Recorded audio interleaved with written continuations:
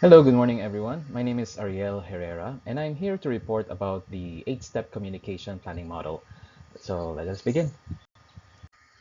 So for this part 5 of 14, I will be discussing on why is there a need for a communication planning model, what is the 8-step communication planning model, and some forum discussion questions. So why is there a need for a communication planning model? So basically, a communication planning model acts as a guide to achieve a specific set of objectives. Also, a communication plan is an indispensable tool to structure the messages, determine objectives, target audiences, channels to be used, as well as the distribution schedule. Also, it ensures the coherence and effectiveness of the implementation of a specific project or activity. All right, now let's go to the main topic. So what is the 8-step communication planning model? The 8-step communication planning model consists of obviously 8 steps. The first one is to assess the current situation. Second is to set communication goals and objectives. Third is to identify the targeted audiences. Fourth, develop and pretest the messages. Fifth, to select the channels, activities, materials, and partnerships. Step 6 is to develop the action plan. Step 7 is to develop and pretest the materials.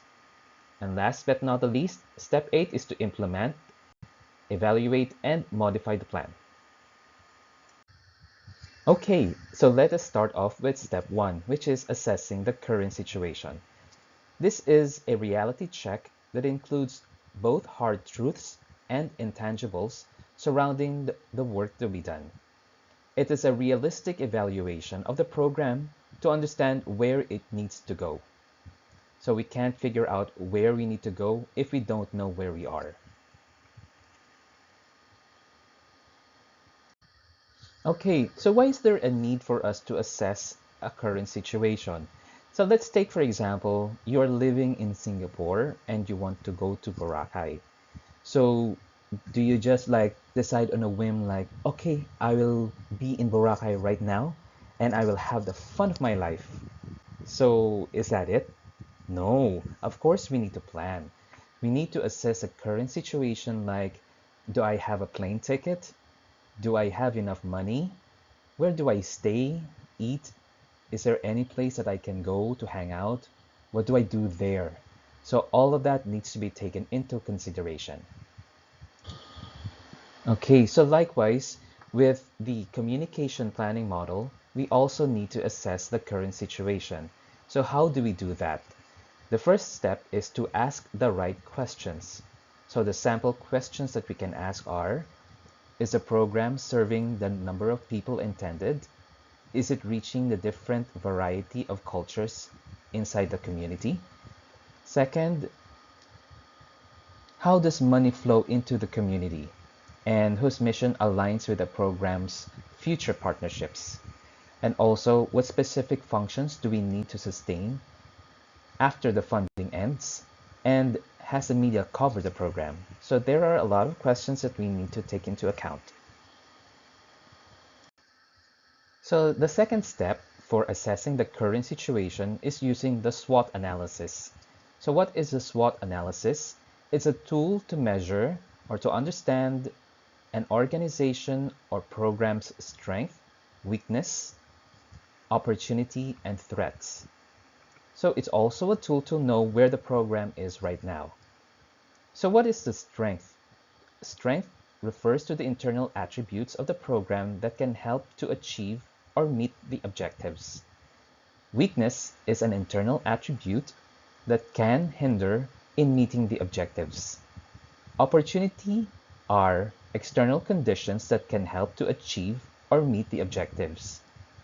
Threats are external conditions that can hinder in meeting the objectives. For a SWOT analysis example, please refer to this table on the SWOT analysis for Globe Telecom in the Philippines. Okay, great. Now let's go to step 2, setting communication goals and objectives. So what is this for? An objective helps to define what your message is meant to do. Are we trying to raise awareness, drive action, or strengthen relationships? When you know your goal, it is much easier to shape your message. Let's take a classic example. We have this goal of selling over $300 in food sales. What is the efficient way based on the diagram? So are we like employee one? He or she meets everyone and then just word of the mouth says that there's going to be a food sale. Are we like employee two? We just send out the email to everybody. It's a blast email. Or are we like employee three, that we don't know what to do? So this is where setting the goals come in. We itemize what we need to achieve. For this example, the goal is to reach the total revenue of $300 or more in total food sales. So for this one, we need to raise awareness. More people are aware means more sales. Next, we also need to get volunteers. More volunteers, more sales. Last, we need to drive the purchase to success. All right, now let's talk about setting the objectives. In our previous slide, we mentioned about raising awareness. So how do we do this? First, we can put up banners or posters in our room or applicable places to let the people know about the upcoming event. We can also send colorful email invitations to recipients. Next, we can monitor the awareness of the people with the use of online surveys.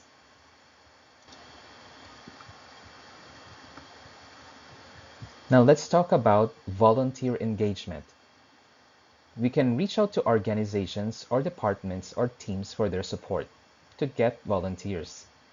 We can have an online form ready for them to fill up.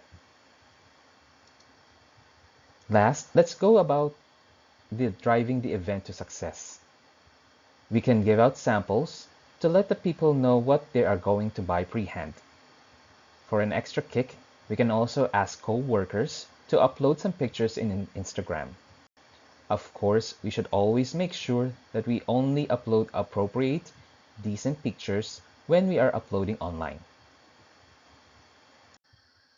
Overall, the objective of setting communication goals and objectives is to seek to engage, raise awareness, and ultimately to change behavior.